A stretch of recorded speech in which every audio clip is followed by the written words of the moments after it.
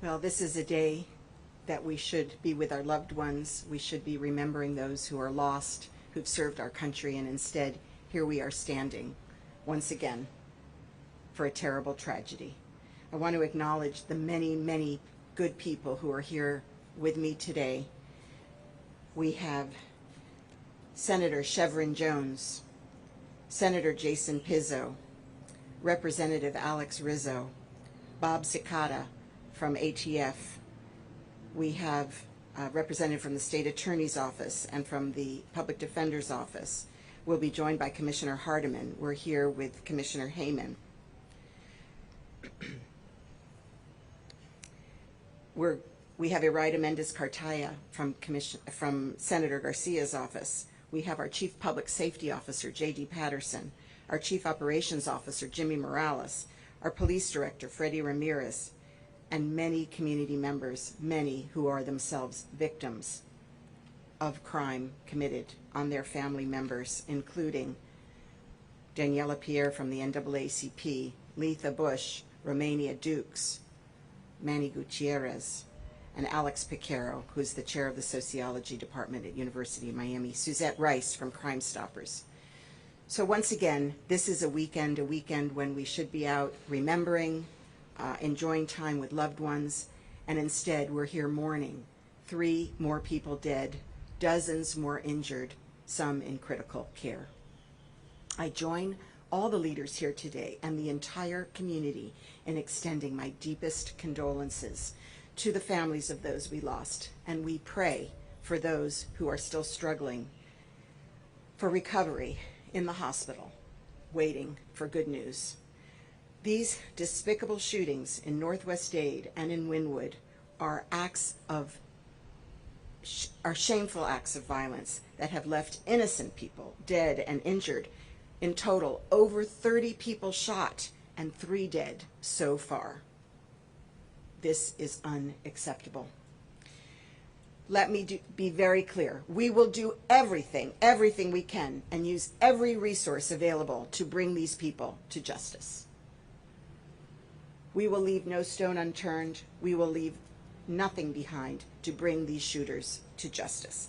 I'm so grateful to the Miami-Dade Police Department under the leadership of our director, Freddie Ramirez, and for all of the municipal law enforcement partners and first responders. We are joined with partners from FBI, FDLE, ATF, and others. They've been working around the clock all through the weekend to care for the victims, to reach out to their family members, and to expedite the investigations. Collaboration is the key. It's critical to solving these crimes, and our law enforcement community has involved. The federal, the state, the local, national agencies are following all possible leads, and we are working in close partnership. Soon you'll have an update on the investigation. And when appropriate, we know that our state attorney and the U.S. attorney will use the RICO Act to make sure that we can enhance prosecution and penalties using our federal agencies as well. Our victims' advocates have been in touch with the families. They're reaching out to provide grief counseling and other resources. They are on the scene and in the hospitals. And I am fully committed to making sure that Director Ramirez and the Miami-Dade Police Department have all of the resources they need to find the people who did this. And to our community, we need your help. We need your help. We need information. We need you to come forward if you have information to help us solve these crimes.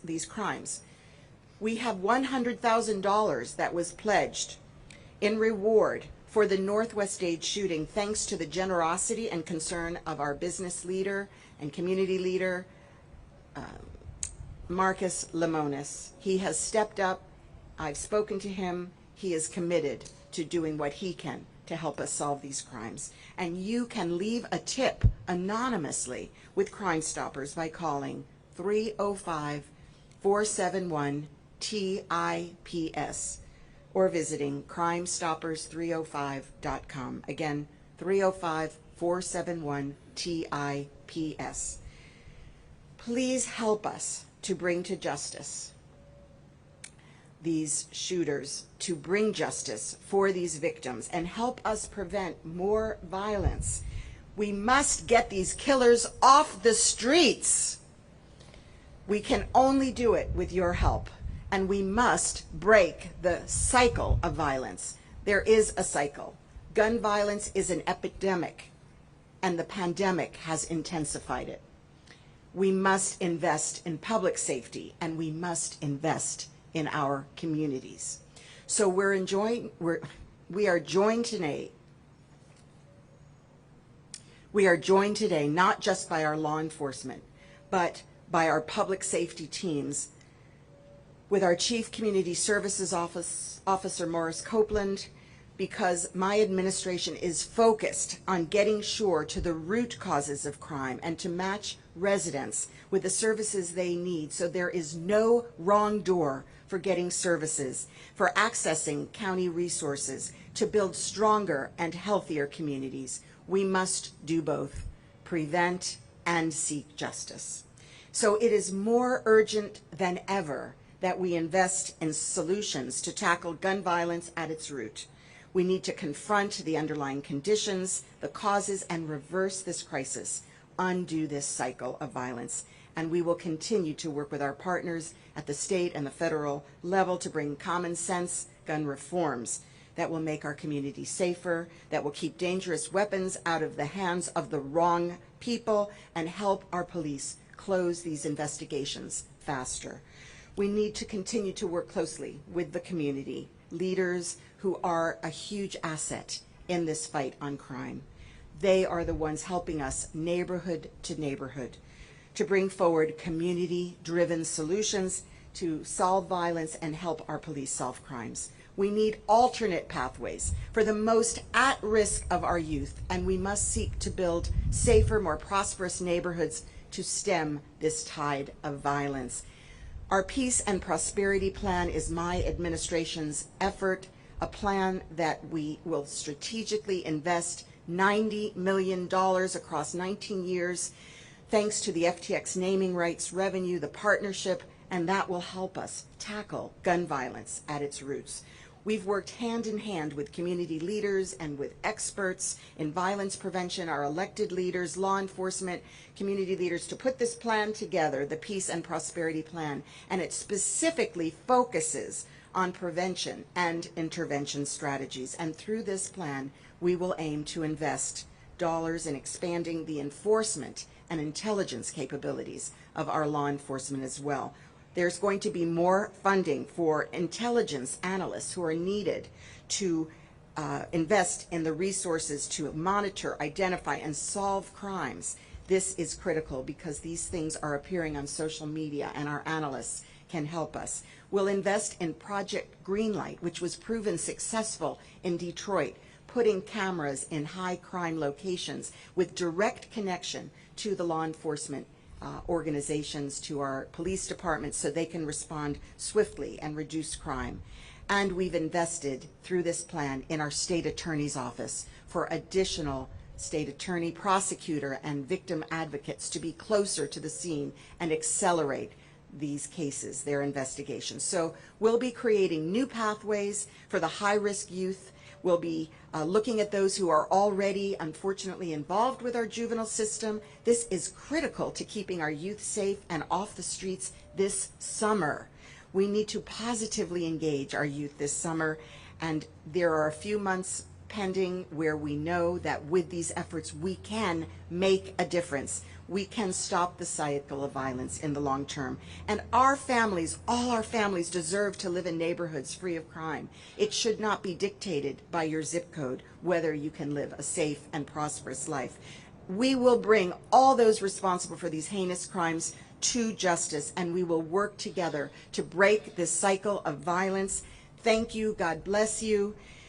To all of the families who are directly affected, our hearts go out, our prayers are with you on this terrible, terrible Memorial Day. And to all the first responders who put themselves in harm's way every single day to protect us, God bless you. Los tiroteos de este fin de semana en Miami-Dade son actos de violencia despreciables que han dejado varios muertos y herido a personas inocentes. Seré muy clara, haremos todo lo posible y usaremos todos los recursos disponibles para llevar a los culpables ante la justicia. Me aseguraré de que la policía tenga todos los recursos necesarios para encontrar a las personas que hicieron esto. Es más urgente que nunca invertir en soluciones a la violencia con armas desde la raíz. Debemos enfrentar las causas de la violencia, revertir esta crisis y salvar vidas. Necesitamos crear alternativas para los jóvenes en riesgo y debemos construir vecindarios más seguros y prósperos para detener a la ola de violencia. Nuestro plan de paz y prosperidad tiene como objetivo invertir estratégicamente 9 millones durante 19 años para abordar la violencia con armas de fuego. A través del plan, nuestro objetivo es invertir dólares en expandir las capacidades de inteligencia y cumplimiento, y crearemos nuevos caminos para los jóvenes de mayor riesgo que ya están en el sistema juvenil. Mientras llevamos ante la justicia a los responsables de estos atroces crímenes, debemos trabajar juntos para prevenir la próxima tragedia y romper el ciclo de violencia.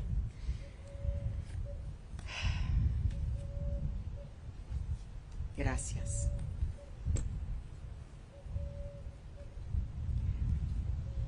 Commissioner Keon Hardeman, who is the person responsible for bringing forward the Peace and Prosperity Plan.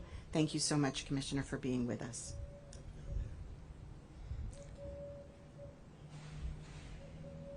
We have to be clear about what's happening in Miami-Dade County. These are acts of domestic terrorism. Anytime a shooter strikes 20 people, most of whom have nothing to do with whatever their issue is, anytime they strike them down and they die in our community, it is meant to keep us from having a regular life here in Miami-Dade County. It is to keep us from going out and enjoying ourselves. It is to keep us from being a part of the economic system that is flourishing in Miami-Dade County. It is to put a chill on our communities. If you look at the most recent shootings, they happened in areas where people were out to have a good time. They routinely happen in neighborhoods where people are accustomed, sadly, to gun violence. But what does that mean for those families? That means that those families are afraid to send their children to school. That means that those families don't have the ability to send their children to the neighborhood park to play. That means that those families are unable to have a stress-free life and pursue happiness in their community. That means that in those neighborhoods, you'll never have new businesses open. You'll never have fine dining. You'll never have restaurants for them to enjoy a meal with their families. That means that you'll never be able to buy a dress. You'll never have shopping malls. You'll never have economic development. You'll always have death and destruction in certain neighborhoods. And so we all have a responsibility to ensure that that is not what is normal in Miami-Dade County. We have a responsibility to ensure that everyone has an opportunity to do well, to live, to grow, and be strong in Miami-Dade County. And if you're in a neighborhood that is suffering from violence, if you're in a neighborhood where you're wondering whether or not your children will be victim or your friends will be victim to gun violence, you don't have to tell your aunts and your uncles, your cousins and your brothers. You don't have to let them know that you witnessed a crime. Just call the anonymous helpline. Any tip that leads us to apprehending people who would have the nerve, the audacity to shoot down a group of people in the community don't deserve to be in our community. They don't deserve to have freedom. They deserve to have the weight of the justice system of the United States of America brought down upon them. They deserve to get everything that the founders of our community planned for them to have when you committed a crime against society. This is some of the worst things that you could do in our community. When you think about the acts of terrorism that have been going on in this community, and you think about all the terror that exists throughout the world, I can tell you that there is no fear that is greater for any person living in these communities than the fear of being gunned down in a community when all they're doing is trying to live their daily life. Miami-Dade County is behind you. We will invest whatever resources that we have at our expense and give it to solving these crimes, and give it to investing into these communities, and give it to ensuring that Miami-Dade County has a future that all of us can be proud of. We want to ensure that all of our neighborhoods have an opportunity to thrive, and the only way that we're going to do that is if we do it together. And so when you look at the people that are standing behind me, this is a coalition of everyone, from the federal level to the local level, to ensure that we have safety throughout our communities, to ensure that everyone can live in their community in peace, and overall, that no one should have to move out of their own neighborhood to live in a better neighborhood. Thank you so much.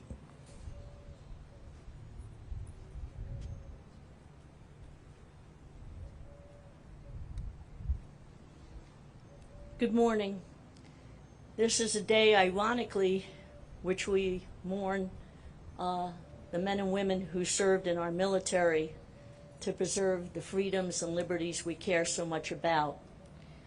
And today we're here mourning the everyday citizens, people on our streets, innocently gunned down. I stand with the mayor, I stand with my commission colleagues, and most especially the men and women who wear a uniform where public safety is an everyday job, trying to preserve the integrity and safety and well-being for all of us. And for the general public, but most especially the families who were directly affected by the two most recent shootings here in Miami-Dade, and all of those other people indirectly who become victims.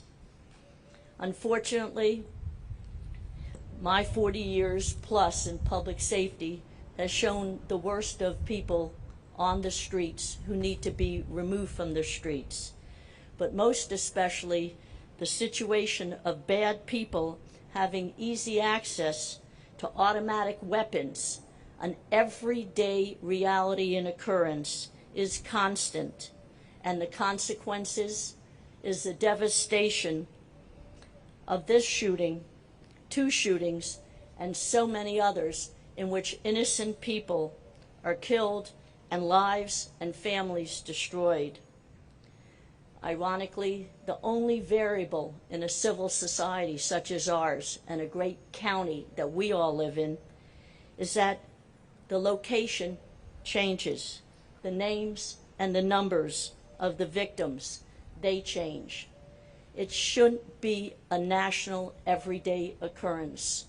I am excited to be part of the lawmaking body on Miami-Dade County's dais, in which the mayor, law enforcement, and a lot of incredible agencies have come together to say the causative variables need to be addressed, not just the reaction after a shooting.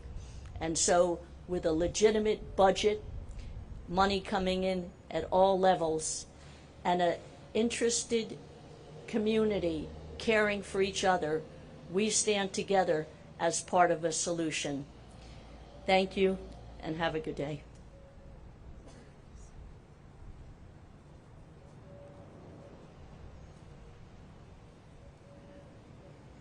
Good morning, everyone. The acts of a few in our community, and I say a few, does not represent Miami-Dade County at all. I want the nation to know that. We're a community that's built on trust. We care about our children. We care about our families. No matter what part of the community you're from, we're all one. And as law enforcement, we stand together. From our municipal partners, our federal partners, our state attorney, federal attorneys, we stand united to keep this community safe for our children. I'm very thankful for this community who's been providing information to bring justice to these murderers, these gun violence-driven murderers, as it's been said eloquently before me, who are targeting individuals and at the same time hitting innocent people that have nothing to do with their beef, ruining families, harming mothers who are here today. You all killed my kid. You must burn. You gotta burn. You hear me? You killed a good kid. But don't leave it. You gotta burn. And that's the pain that you see.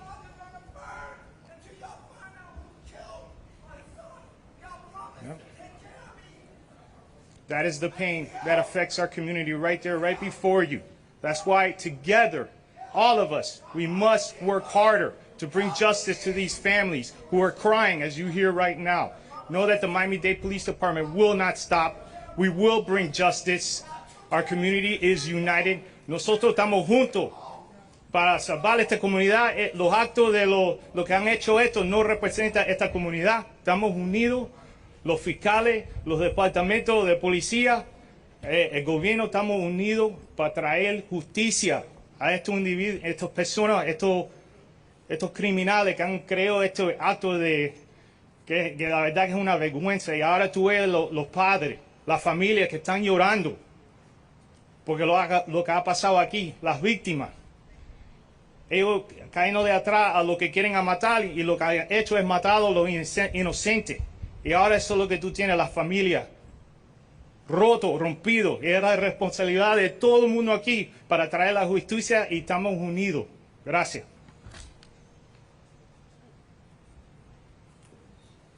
Good morning, everyone.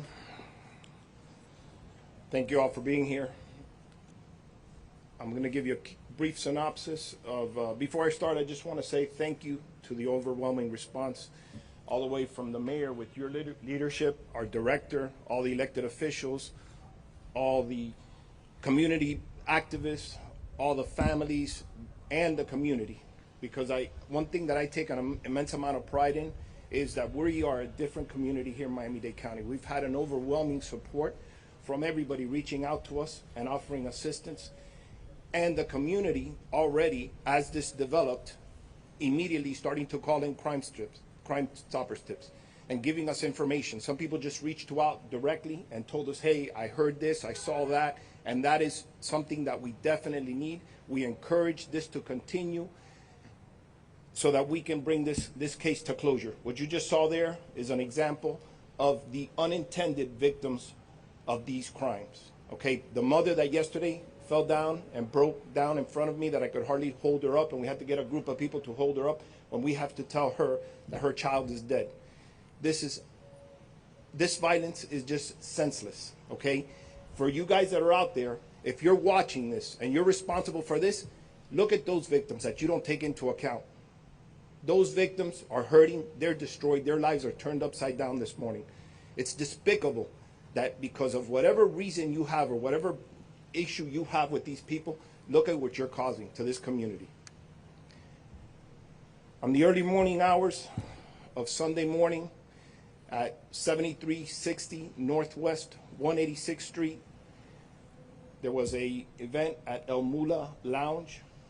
There was a crowd starting to gather out in front of the establishment while they were waiting to enter the location. At that point, we have investigative information that a white Nissan Pathfinder approached the side of the entrance.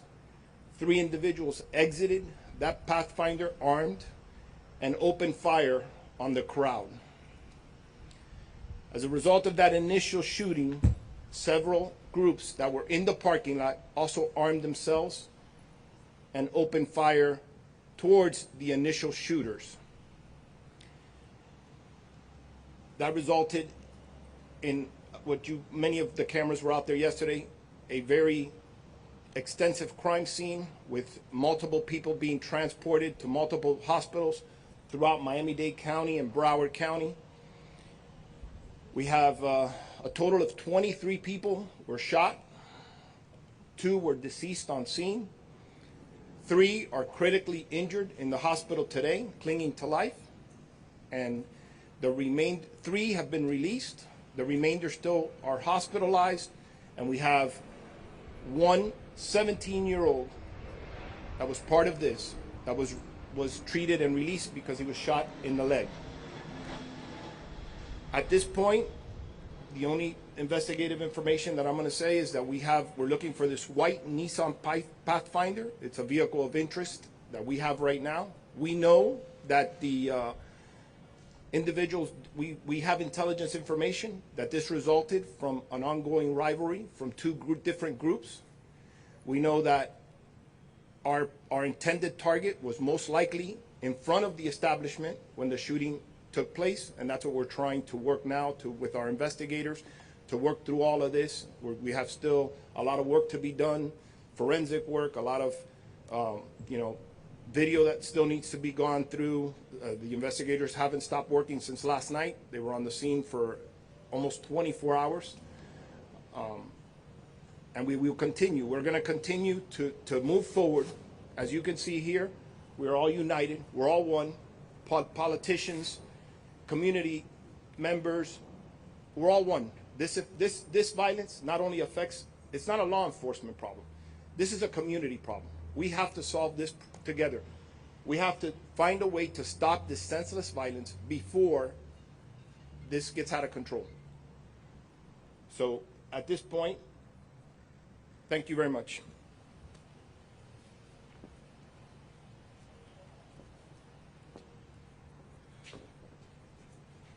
Good morning. My name is Morris Copeland. I'm the Chief Community Services Officer for Honorable Mayor Daniella Levine Cava. As you can see, the pain is real. And this is nothing new, particularly to communities that are challenged and that face gun violence on a regular basis. As you all heard from our earlier speakers, that we are going full tilt in every direction, from prevention, intervention, to reentry, because we know that after the fact is not good enough. We want to prevent these things before they even get to this point. So we're investing in our young people, particularly those that have been disinvested in and disenfranchised from the process, left behind. We want to make sure that they have a stake. They want to make sure they feel like they belong to something before they pick up a gun, because none of them are born with AK-47s in their hands. None of them are born killers. These are all learned behaviors. These things can be changed. These things can be stopped. They can be arrested before they even get to the point where they're picking up a weapon and shooting someone indiscriminately. So I say to you, we can do this only together. We cannot be separate. We have to be united in this cause. We have to be focused, laser focused on those that are most at risk. And that is part of the mayor's plan, and that is part of the No Wrong Door initiative, whereby whoever you are, your zip code should not dictate your outcomes. Thank you.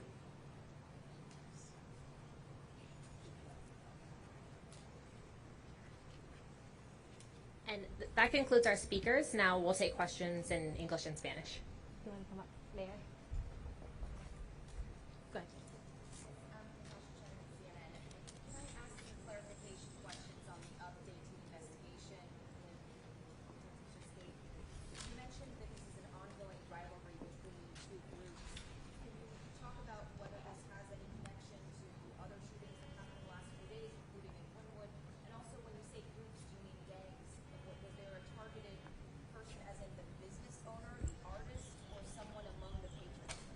At this point, I'm not at liberty to pinpoint that out. However, there is no connection at this point. What I am going to say is there is no connection between this case and the one that happened in Wynwood. Technically, they are gangs. They're not the textbook definition of gangs. It's not the, we wear this, we have the same signs, we wear the same colors, not that type of gang. So technically, they are groups that have the same similar characteristics of a gang, but not the textbook definition of a gang. And I saw in the press release just now that was sent out some information about the victims. I know that there are no names yet for the deceased. If you're able to help confirm, was that gentleman just now the father of one of the deceased? Okay, so I'm going to say it because he said it yesterday when he was on scene. That is one of the fathers of the deceased. Yes. Are you able to confirm one of the...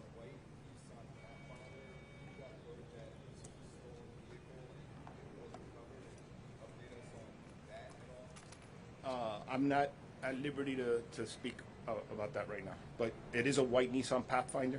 I'm not going to discuss anything further as far as the vehicle. I can't release that information. Yes, we are going to be releasing a video shortly, a clip of the vehicle and the individuals exiting the vehicle, so that way we could help with anybody that's got information to call in to 471-TIPS. That's very important that we continue. It's already started last night. We continue this. Please continue to call in anything that you see, even if it's something that it's unrelated. We'd rather have the information than not have the information. And it's already happening. There's several people calling in last night. Some information has already been vetted, and we've already excluded that information, but at least the information is flowing, which is important. Talking about that video that's going to be released, what specifically do you want viewers to be focusing on as they look at that video? Well, I would say that even though some of these individuals have masks, but we know that through some of the people that we know, there's certain mannerism, there's certain characteristics, so that we look for people, we can say, hey, that looks like so-and-so, or possibly could be this person, and that's the information that we want. We want the information of, even if it's not the individual, I'd rather have the information and vet it out than not have the information. Yes, ma'am. What I just said? Ok, lo que estamos buscando en ese video, por favor, es que las personas miren el video y a lo mejor mirando, los individuos tienen máscara, pero a lo mejor mirando las características de la forma que ciertas personas se mueven, algo que lo pudiera dar una pista para identificar quién son estos individuos y que los ayuden con este caso.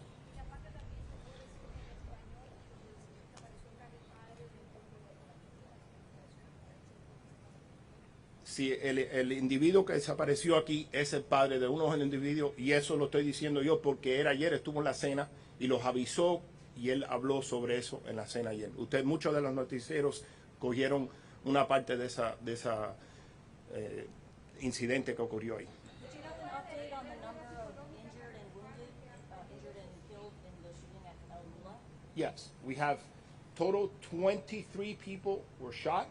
2 of the 23 were deceased on scene.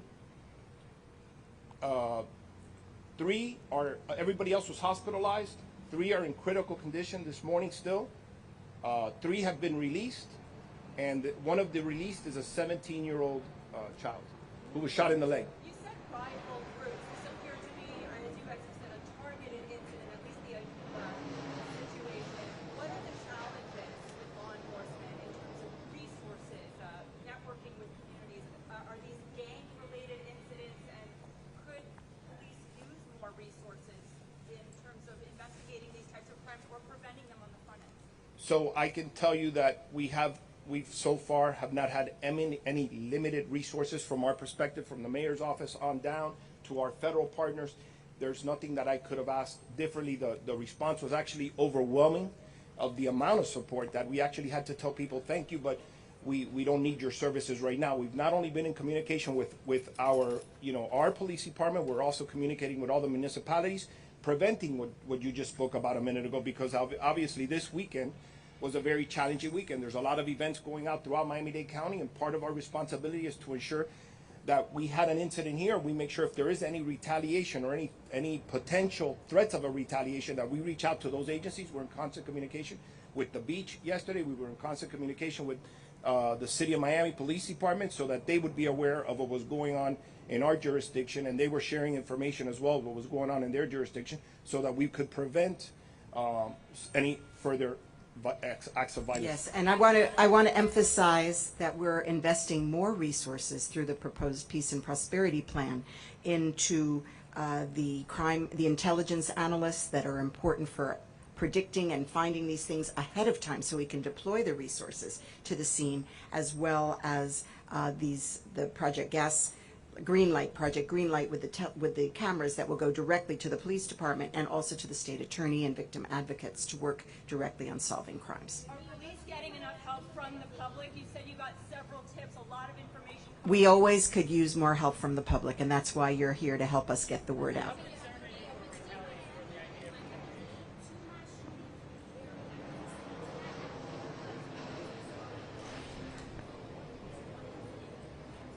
Nationwide, there is an increase in gun violence. And here in Miami-Dade County, we as well, although not at the same level as many other major cities. So we have actually very strong relationships with our community.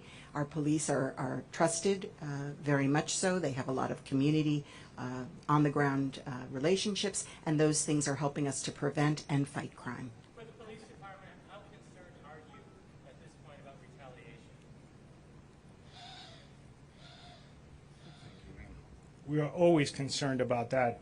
That's why we network with our local law enforcement partners and the community so we can get a heads up if something's going to spark off and have another tragic situation. But when you spoke about challenges, two big challenges right now that shows that today's a different world than other eras in gun violence, like in the 90s. Number one is a cone of silence. There are people in our community that are in fear to come forward. They're scared of retaliations. That's the number one. And then also there is a culture of not to snitch. That culture needs to be broken, because what's going to happen is you may be that victim or your loved one. The second challenge, social media. A lot of these crimes, although narcotics, gang activity is a part of it, but what's really the engine is what they're saying in their rap songs or what they're posting on videos that are trigger words that create a retaliation. In other words, they're being called out on social media several times. It goes back and forth. If you don't have a strong foundation at home, and this is where the peace and prosperity comes in. If you have a home where you're not parented, you got issues, there's no one there to pull you aside and say, stop that nonsense. You're going to follow that pathway of retaliation because you're going to get coerced into retaliating. How are you going to get done like that? You just got punked out. So what do you get? 3 individuals in a vehicle showing up somewhere and retaliating and then bragging about it. That's how foolish the gun violence is right now. That's how foolish. That's why I say it doesn't reflect our communities. It's a small amount of people, and that's why we got to put medicine in our communities to make it better and stop this. We're coming out of the shadows of a pandemic. People are out abroad now than before. So we all have to be vigilant. We have to invest in our communities, and we have to police our communities. And all of that doesn't work without trust. You could throw whatever law enforcement strategy you want. You might get early result, but if the community doesn't believe in you, what's going to happen is going to revert back at you. And then you become the problem. That's why we have to do it together. En español, oh boy. Sí, lo voy a tratar lo mejor que puedo. Las dos cosas que son más duras es las personas que no hablan porque tienen miedo, que van a haber retaliations. Y el número 2 son las redes sociales. Lo que estamos viendo es que muchos de estos muchachos se están haciendo videos, diciéndose unas cosas para atrás y para adelante, y lo que pasa es si tú no tienes familia en tu casa o recursos para que no vaya a responder en una manera violenta, eso es lo que pasa. Se violan, se llaman a uno cada palabra, entonces lo que pasa es que ellos cogen armas y respondan con violencia. Y ese es el problema de lo que estamos viendo, que es diferente que antes. Eso porque es muy importante que cogemos pistas y que la comunidad nos dice información para que podamos parar la violencia y también poner recursos para esas familias que tienen problemas para que esto pare, porque si seguimos ignorando eso, lo que vamos a tener es la misma cosa siempre y siempre. Y eso no puede ser. Hay que superar la comunidad juntos, todo el mundo juntos. Todavía estamos investigando, pero aquí las gangas son diferentes, lo que se llama el hybrid gang. No son gangas como tú ves lo que son organizados, son llamados sobre complejo, calle y se van de un lado para otro, son diferentes. La pandilla es la red social, porque ellos se pongan ahí a decir cosas a uno a otro y eso es lo que trae la violencia. Y abajo sí hay narcóticos, hay los otros crímenes que siguen ahí, pero lo que está haciendo las cosas pasar más rápido es las redes sociales.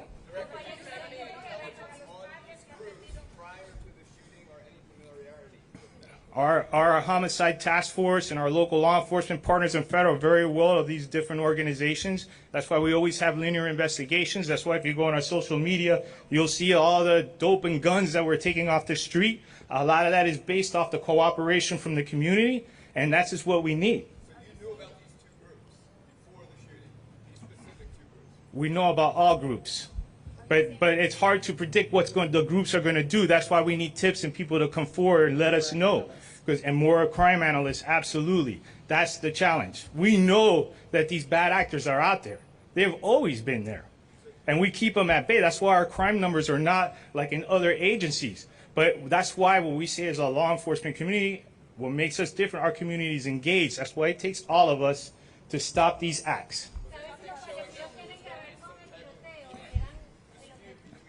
At this time, I don't have that information. You talk about social media being a problem and Yes. exacerbating this tension between parties. Is that what happened here? Is that what you're saying?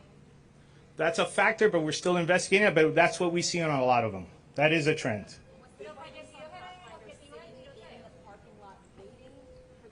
From what I understand. No, they were there in the parking lot for quite some time, a few minutes, or probably about 20 to 40 minutes there, which shows that gives you the intent was that it was targeted. Do we know who was targeted? No, we don't know that. We're still working that. That's why we need that information from the community. That's why our detectives have been working around the clock, and we're just in the beginning of this. We're just starting. There were certain connections among different county employees to this event. Are you saying they are family members who have been wounded or killed? You named some people in the beginning. We have a community of people who have been victimized by gun violence, have lost loved ones, family members, and they are standing with us today. Do we know of any county employees? I'm not specifically aware of county employees directly affected.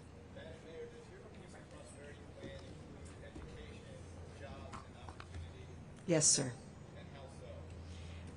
So we think it's the most important thing is to actually create alternatives and alternatives for young people just as they're coming to that path in their lives, which way they're going to go. There's a program called Fit to Lead that has been demonstrated effective with jobs that pay, counseling, support services, life skills training, and has demonstrated that it keeps young people away from the life of crime. And I think that's all the time we have for questions, but the mayor will be around and the police for any further follow-up questions.